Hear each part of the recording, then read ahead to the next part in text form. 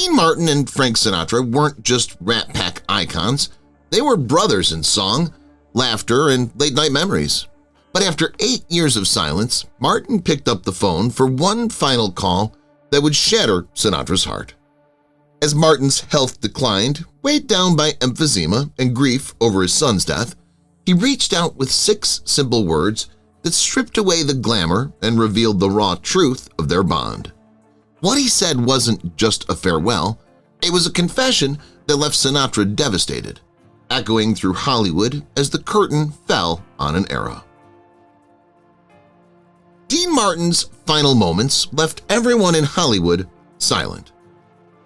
When Dean Martin, born Dino Paul Crochet on June 7, 1917, passed away on Christmas Day, December 25, 1995, the easygoing crooner known as the King of Cool didn't go out with a flamboyant stage line or a rehearsed punchline. Instead, his final moments reflected the quiet end of a life lived both in and out of the spotlight. Martin's career spanned nightclub stardom, film roles alongside the Rat Pack, including iconic appearances with Frank Sinatra and Sammy Davis Jr. in Ocean's 11, and years at the helm of his own television variety shows. His smooth baritone and laid-back persona made classics like That's Amore and Everybody Loves Somebody enduring staples of the Great American Songbook. In his later years, Martin suffered from emphysema and complications related to long-term smoking, a hazard he shared with many entertainers of his generation. He quietly retired from performing in the early 1990s after a storied career and spent his final days at his Beverly Hills home rather than on stage or a film set. According to reports, he died of acute respiratory failure caused by emphysema in the early hours of Christmas morning at age 78. The lights of the Las Vegas Strip, where he once held court alongside his Rat Pack comrades, were dimmed in his honor, stark contrast to the rakish nightlife he once embodied. Hollywood's reaction was subdued but deeply respectful. Peers remembered him not for a grand final gesture, but for a lifetime of memorable performances and an influence that reached from Friday nightclubs to living rooms across America. Fellow entertainers noted how he never quite recovered from the tragic 1987 death of his son Dean Paul Martin, a personal loss that touched him profoundly.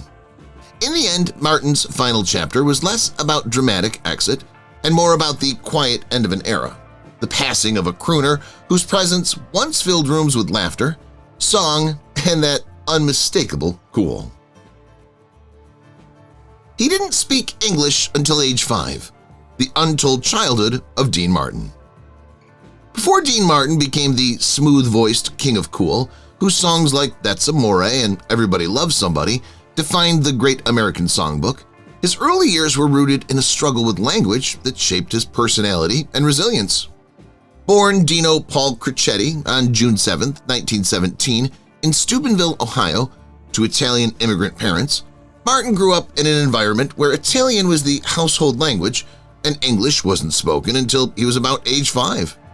This delay in English acquisition was not unusual for children from immigrant families in the early 20th century America, but it placed young Dino in a unique position. He began school already playing catch-up in a language and culture that felt foreign to him. Yet that challenge didn't dim his innate charisma.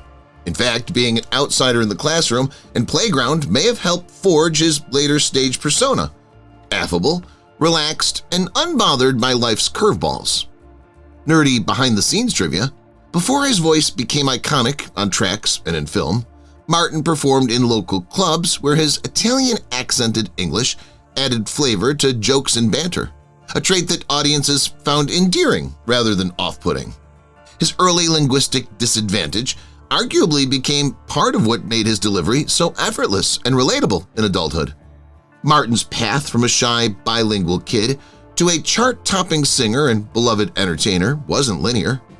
After leaving school early to support his family during the Great Depression, he took on factory work, boxing, and semi-pro baseball, each experience adding texture to his later stage presence. It wasn't until he teamed up with Jerry Lewis in 1946 that his career skyrocketed, with their comedy partnership opening doors to nightclub fame and eventual Hollywood. Interestingly, his early silent struggle with English arguably contributed to his relaxed stage persona. He never seemed rushed or flustered, as if mastering life's language came through timing and mood rather than straight grammar lessons.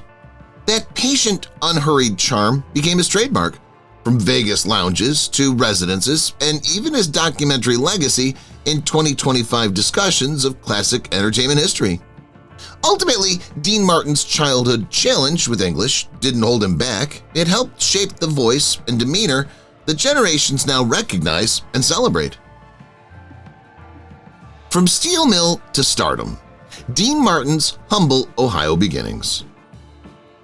Before Dean Martin ascended to Rat Pack fame and career-defining roles in films like Rio Bravo, his life began in the gritty, industrial Midwest rather than the bright lights of Vegas and Hollywood.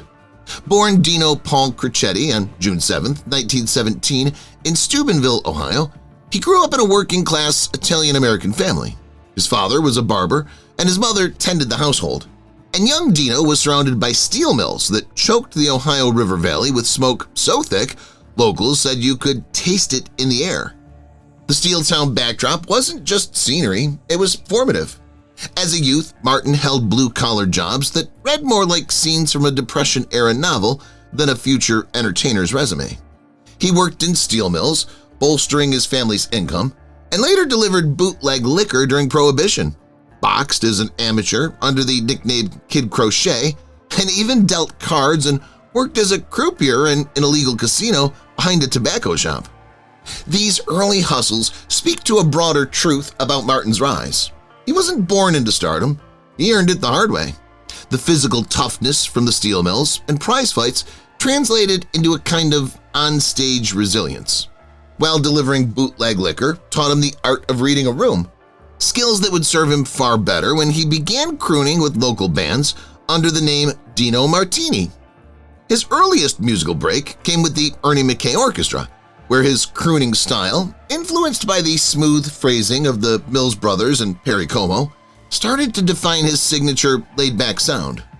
What makes Martin's Ohio roots so compelling isn't just the contrast with his later Rat Pack image, it's that the King of Cool came from a town where every dream had to fight for room with the clang of steel, and he turned that blue-collar tenacity into a career that reshaped American entertainment from nightclub stages to Hollywood films. He was a teenage boxer named Kid Crocetti before he ever sang a note. Before the glitz of nightclubs and the glamour of Ocean's 11 ever called him a singer, Dean Martin was a kid with gloves.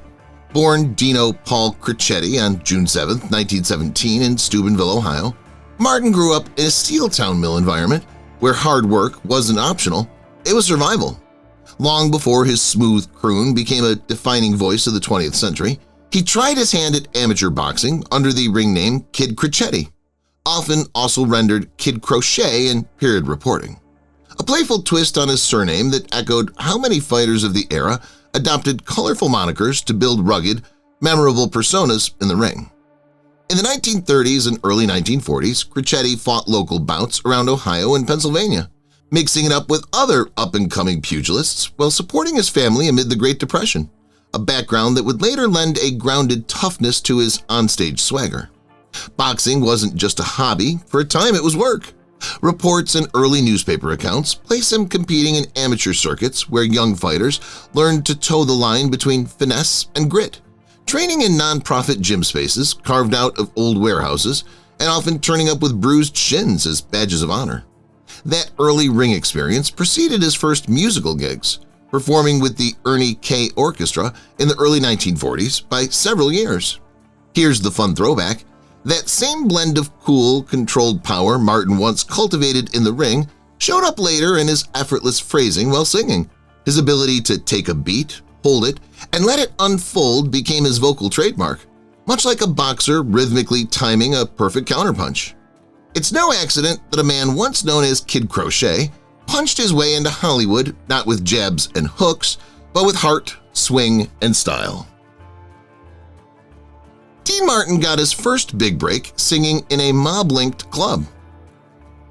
Before Dean Martin became a laid-back crooner whose voice anchored hits like That's Amore and anchored Rat Pack ensembles with Sinatra and Sammy Davis Jr., he cut his teeth in the unlikeliest of places, a mob-linked nightclub in Cleveland.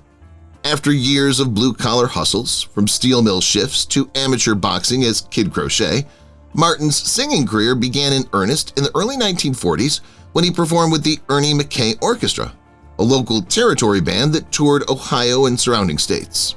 McKay's group played bars and ballrooms where jazz, big band, and swing intersected with nascent pop, and this environment helped Martin refine his phrasing and timing, fundamentals that would later define his signature relaxed vocal style. The mob-linked club story centers on the Ragdoll Club, also called Club Biltmore or the Diamond Horseshoe in some accounts, owned at times by underworld figures tied to Cleveland's vice scene. Like many Midwestern nightlife spots of the 1940s, these clubs were funded and managed by local bootleggers and organized crime associates who capitalized on Prohibition's legacy and the booming entertainment demand during and after World War II. Martin's performances there, often for packed crowds of soldiers on leave and working-class patrons, exposed him to the gritty real world of showbiz before Hollywood glamour ever entered the picture. This early break wasn't just about exposure. Singing in environments where loud chatter, clinking glasses, and impromptu dance breaks happened nightly taught Martin something early singers often missed: how to own a room acoustically and emotionally.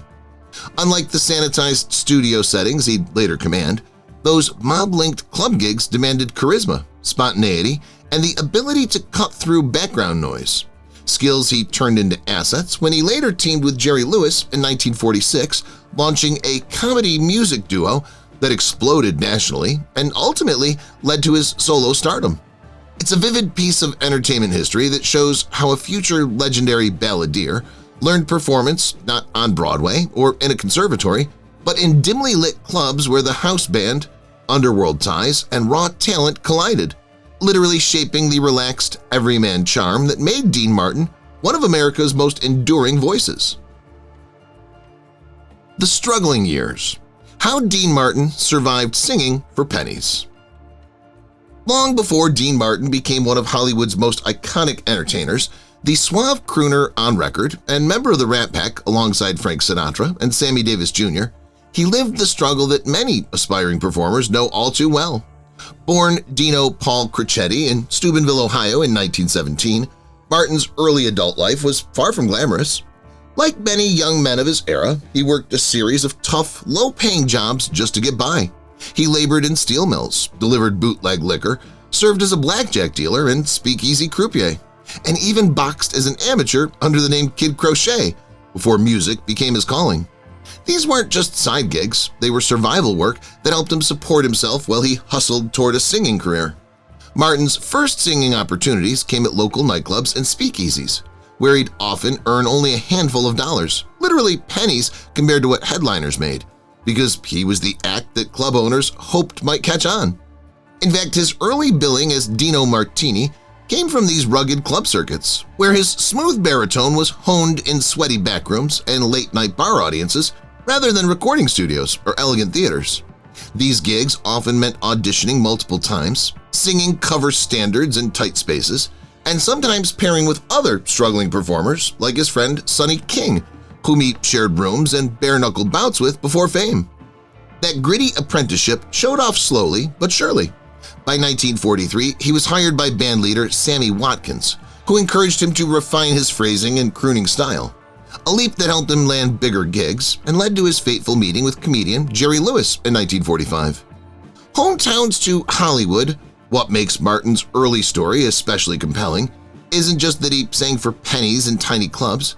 It's that those hard-earned nights of low pay and long hours sharpened his timing, built his resilience, and added raw experiences that would later become part of his effortless charm on stage, on television, and in films. Dean Martin changed his name, and who told him to? Dean Martin was born Dino Paul Crocetti in 1917 in Steubenville, Ohio, to Italian immigrant parents. While his birth name reflected his strong Italian roots, it didn't exactly scream Hollywood marquee material in post-war America. In fact, when Martin began pursuing a singing career seriously in the 1940s, it was Sammy Watkins, the band leader who first hired him professionally, who suggested the pivotal name change. Watkins believed that Dino Crocetti sounded too ethnic and might limit his mass-market appeal, especially at a time when Italian-American entertainers were often encouraged to adopt more Anglo-friendly monikers to succeed in mainstream entertainment. Watkins offered a rebranding, Dean Martin, a name that was short, sharp, and radio-friendly. It stuck. Martin wasn't the only Rat Pack member to Americanize his name for showbiz. Frank Sinatra, though he kept his birth name, faced pressure early on too. And Jerry Lewis, Martin's legendary comedy partner, was born Joseph Levitch. Dean's new name quickly became synonymous with charm, cool, and a velvet voice that crooned hits like That's Amore and Volare. What's fascinating is that even after the name change, Martin never fully distanced himself from his roots. Close friends and family continued to call him Dino privately, and he embraced his Italian-American heritage throughout his life, just not necessarily in billing credits. It was a shrewd move in a highly image-conscious industry, and one that helped Dino Crocetti become Dean Martin, singer, actor, and icon. The night Dean bombed on stage and almost quit showbiz forever. Dean Martin, cool, collected, and seemingly born with a drink in one hand and a mic in the other, wasn't always the king of smooth. Long before he'd crooned to packed Vegas lounges or charmed TV audiences as the host of The Dean Martin Show, there was a night that nearly ended it all. It was the early 1940s, and Martin, still performing as Dino Crocetti, had secured a solo performance at a small Ohio nightclub, often cited as Cleveland in later retellings. This should have been a breakthrough. Instead, it turned into a personal disaster. He was visibly nervous, mumbled lyrics, and forgot his lines mid-performance. According to multiple biographical accounts, including Nick Tosh's definitive biography, Martin was heckled so relentlessly that he left the stage humiliated. The audience wasn't interested in crooners that night. They wanted laughs or jazz. And Dean's show, romantic ballads, were met with cold silence and sharp sarcasm. Afterward, he told friends he was seriously considering quitting entertainment and returning to the more predictable world of steel mill work.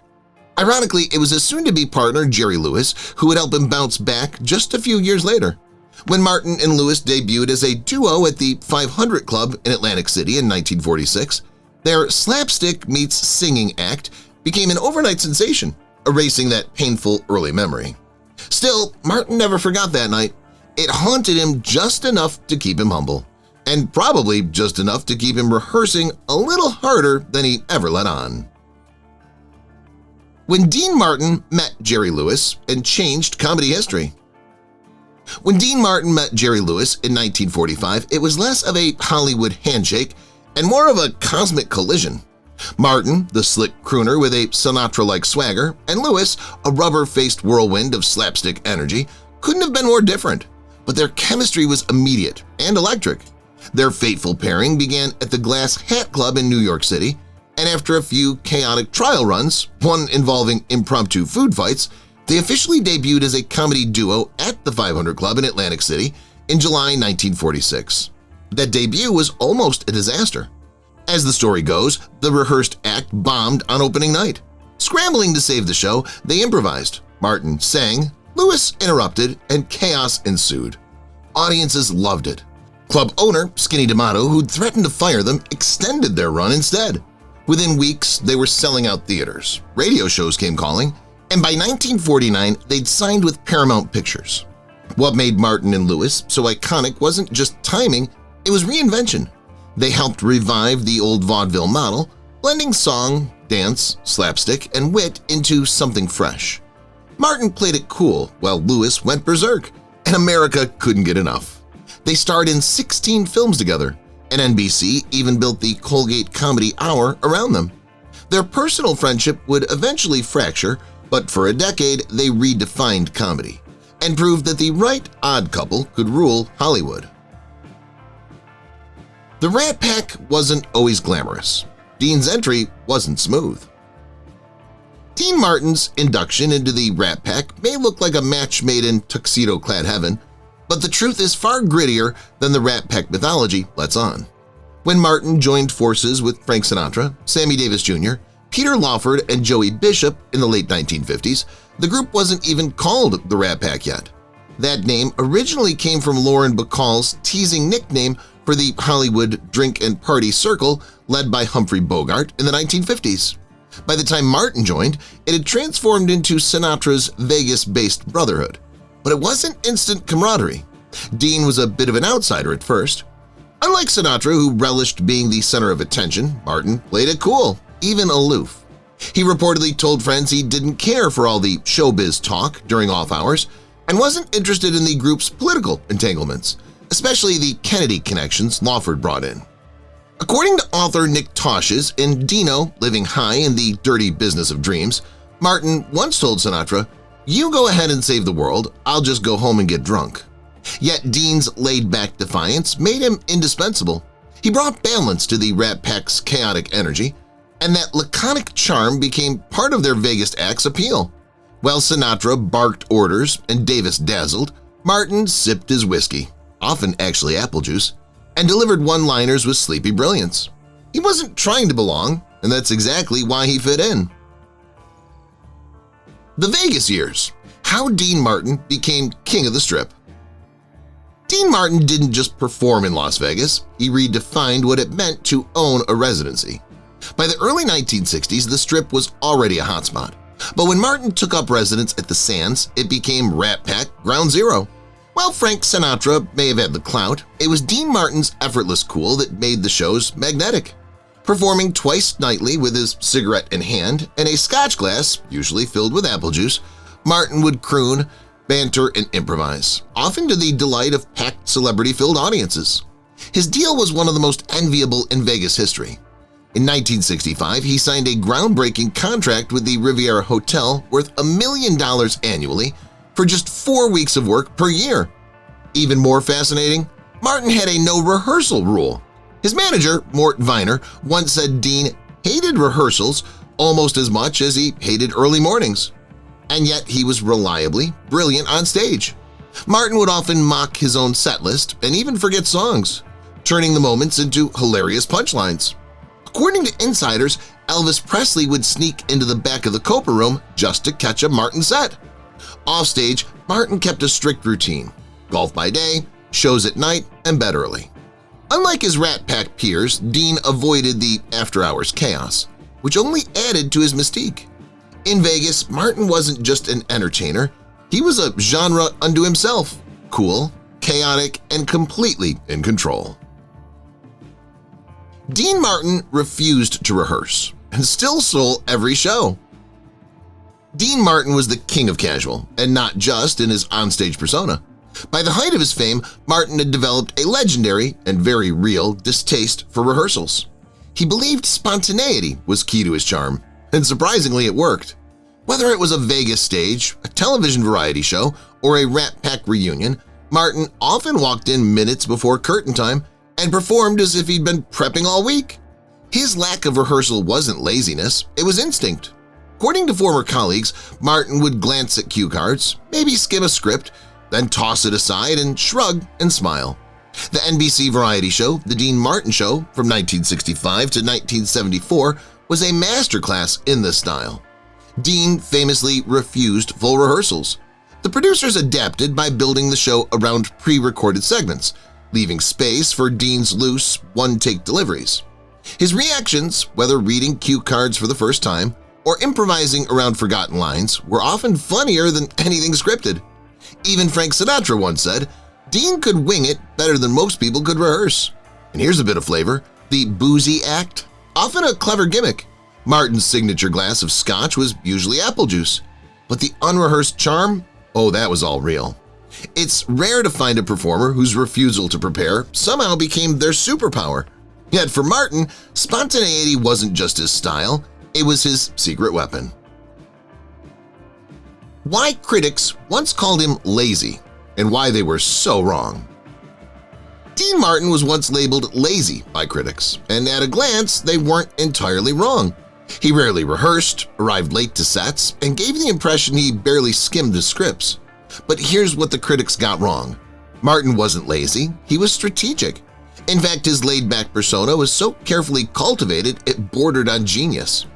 Behind the effortless charm was a performer with razor-sharp timing and an uncanny sense of what not to overdo. He famously told NBC he'd only host the Dean Martin Show if he didn't have to rehearse. Instead of pushing back, the network adjusted everything to suit his rhythm. The results? Ratings gold. Even his Rat Pack performances in Las Vegas, often described as loose and chaotic, were secretly timed to perfection. And Martin almost always nailed the punchlines without even seeming to try. His so-called lazy style became the blueprint for cool. Sinatra, who could be demanding, once joked that Dean made loafing into an art form. But loafing? Not quite. Dean studied people, knew what made them laugh, and wielded subtlety like a weapon. He let others sweat the details while he stole the spotlight with a wink and a one-liner. In today's entertainment world, we'd call it brand mastery. Back then, critics just didn't have the vocabulary for a performer so comfortable in his own skin that he made not trying look like magic. His first #1 hit almost didn't happen until one last-minute rewrite. Dean Martin's first true #1 on the Billboard Hot 100 wasn't always a sure thing. It came to life only after a last-minute musical rethink that changed the course of his career. The song Everybody Loves Somebody was originally written in 1947 by Irving Taylor and Ken Lane and had been recorded by several artists, including Peggy Lee and Frank Sinatra, and with little commercial success. Martin himself had even performed the tune on Bob Hope's radio show decades earlier, but it didn't chart at that time. Fast forward to 1964, a time when Beatles-led British invasion pop dominated the charts, and Martin hadn't had a top 40 since 1958. His longtime pianist Ken Lane suggested revisiting Everybody Loves Somebody during sessions for the album Dream with Dean when they were short one track.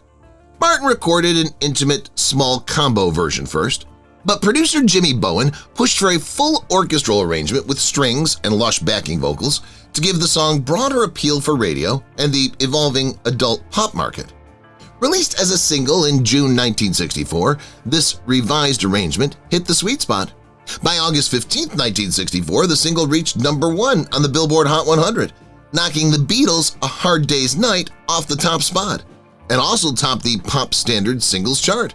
It wasn't just a chart triumph, it marked Martin's major comeback and became his signature anthem for years, later serving as the theme for the Dean Martin Show and even being inscribed into his gravestone. Dean Martin's last phone call to Frank Sinatra. The 6 words he said after 8 years destroyed him. There's a widely circulated Hollywood whisper about a dramatic last phone call between Dean Martin and Frank Sinatra in which Martin supposedly said 6 devastating words that destroyed Sinatra emotionally. But when you check the verified historical record, that specific exchange never happened in the way gossip sites describe. What is factually verifiable is that the two men shared a long, complex friendship and professional partnership spanning decades through the Rat Pack era and beyond. What does exist in the documented history is a broader timeline. Dean Martin died on December 25, 1995 at age 78 from acute respiratory failure, long before Sinatra passed away on May 14, 1998. Because Martin predeceased Sinatra by nearly 3 years, Sinatra publicly expressed admiration for Martin in interviews and retrospectives after Martin's death, referring to him as a beloved friend and fellow entertainer. He said, "I should have called you sooner, pal." Part of the reason this myth persists is how their relationship was already iconic. Sinatra and Martin helped define the Rat Pack's legacy, a loose fraternity of performers who blended music, comedy, and camaraderie on stages from Las Vegas to television, and fans have long wanted poignant final moments to match that mythology. In reality, their connection is preserved through performances and public commentary rather than a specific private exchange. The friendship was real, publicly affectionate, and well-documented, but it didn't end with a dramatic quoted line. The genuine story, two entertainers who influenced generations and publicly acknowledged each other's talent, is compelling enough without inventing unsourced dialogue. Dean's TV debut was a disaster until he started singing. Before Dean Martin became a television legend with The Dean Martin Show in 1965, his earliest TV outings were far less polished, and one, in particular, stands out for how unexpectedly rescuing it with his singing changed everything. In the late 1950s, Martin appeared on anthology and variety programs like Ford's Star Time and as a guest on The Frank Sinatra Show in 1957, where his appearances were typical of singers of the era but didn't immediately turn heads. Variety television in the 50s was still finding its footing. Performers were expected to do it all – banter, sketches, comedy bits, and music. And Martin's laid-back persona sometimes clashed with rigid early TV formats. Producers, trying to fill time with comedy sketches, often found his relaxed style didn't translate well to scripted bits, especially when compared to more traditionally polished variety hosts of the time. It wasn't until Martin integrated his singing performances, those same smooth, effortless vocals that made That's Amore and Everybody Loves Somebody enduring standards, that audiences and television producers saw what he could really bring to the small screen. That turning point crystallized in 1965 with The Dean Martin Show on NBC, a variety series built around his strengths – music, improvised banter, and relaxed charm, and one that ran for 9 seasons. By leaning into what he did best, Martin transformed television skepticism into mainstream success, demonstrating a singer who once struggled with tight scripts could steal the show simply by being himself. Why Dean walked away from the Jerry Lewis partnership. The partnership between Dean Martin and Jerry Lewis is legendary, one of the most successful comedy duos in American entertainment history. But by 1956, it had become untenable, and Martin ultimately walked away, setting both men on separate superstar paths. They first teamed up in 1946, combining Martin's laid-back singing and straight-man charm with Lewis's frenetic physical comedy, and quickly became one of the biggest live acts, radio stars, and motion picture attractions of the post-war era. Over time, however, tensions grew beneath the surface.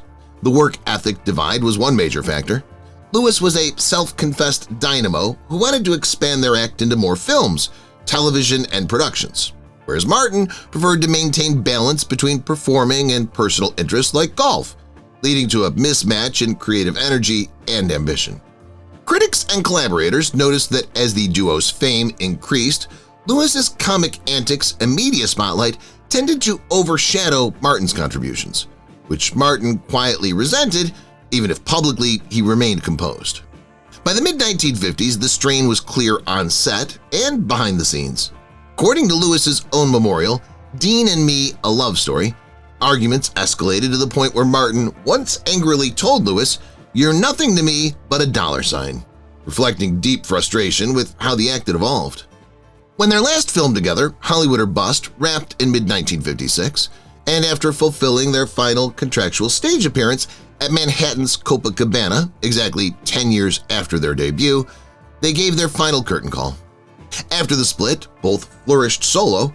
Martin became a Rat Pack icon, recording star, and hit TV host, and Lewis went on to direct and headline his own films, such as The Delicate Delinquent in 1957, his first starring role without Martin. Their breakup wasn't about a single moment, but years of creative, personal, and professional divergence, a reminder that even the most electrifying partnerships can erode under the pressure of differing ambitions, egos, and visions. He stopped performing without warning, and no one knew why. Dean Martin's exit from the spotlight wasn't announced with fanfare or press releases, it just happened, and for reasons rooted in real life rather than Hollywood drama.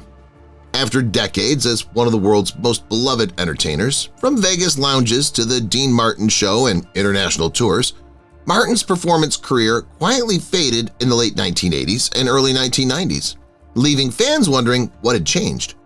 The shift wasn't sudden in the sense of a single instant, but the point where he effectively stopped performing for good can be traced to the aftermath of deep personal tragedy and declining health. On March 21, 1987, Dean's son, Dean Paul Martin Jr., a former member of the teen pop group Dino, Desi, and Billy, and a California Air National Guard fighter pilot, was killed in an F-4 Phantom II jet crash during a training mission, news that devastated the crooner and his family. Martin's grief was profound and long-lasting. Friends and contemporaries later noted that he became withdrawn and demoralized, a stark contrast to the carefree entertainer audiences knew. A Rat Pack Together Again tour in 1988 with Frank Sinatra and Sammy Davis Jr. was intended in part to lift his spirits, but it struggled, and Martin often appeared disconnected, even muttering to Sinatra in frustration during performances. By 1991, Martin had unofficially retired from performing, his final Vegas shows at Bally's marking the tail end of public appearances, including a brief reunion with Jerry Lewis on his 72nd birthday.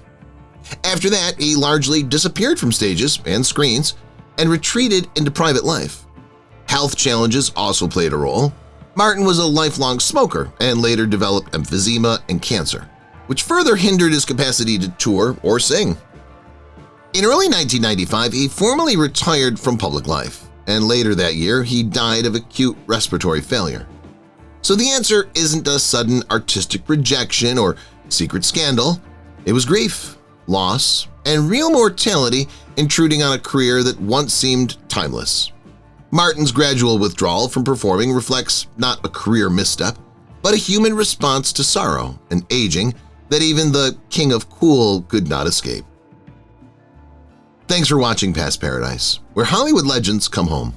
If you enjoyed today's look at the topic, Dean Martin's last phone call to Frank Sinatra, the 6 words he said after 8 years destroyed him, then don't forget to like, subscribe, and hit that bell. Got a star or story you want next?